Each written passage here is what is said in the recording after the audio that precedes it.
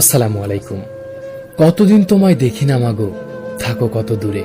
প্রবাস জীবন লাগে না ভালো তোমার কোল ছেড়ে। প্রবাসী মানেই নিঃসঙ্গতা আর চোখের জলে বালিশ ভেজানোর এক কমন গল্প। কেউ প্রবাস জীবন বেছে নেয় নিজের ক্যারিয়ারের জন্য, আবার কেউ বা নিজের পরিবারের জন্য। কি পায় একটা প্রবাসী বলতে পারো? না পায় পরিবার পরিজন, না জুটে একটু আদর ভালোবাসা, এমনকি নিজের খাবারটা পর্যন্ত নিজে হাত পুড়িয়ে রান্না করে খেতে হয়। নিজের বউটা আর আগের মতো কথা বলতে চায় না, তবুও কাউকে অভিযোগ করতে না পেরে নিকোটিনের ধোঁয়ায় নিজের কষ্ট ওড়ানো মানুষটার নাম প্রবাসী। কাজের নামে ড্রেন পরিষ্কার, বাগান পরিষ্কার, ড্রাইভার, হোটেলের ওয়েটার, জীবনের মায়া ত্যাগ করে বিল্ডিং এর চোরায় ওঠা মানুষটার নাম প্রবাসী। হাত ভেঙে, পা ভেঙে, মেরুদণ্ডে শিরদাঁড়া ভেঙেও ফোনের ওপাশের কাউকে হাসি মুখে ভালো আছি বলা মানুষটার নাম প্রবাসী।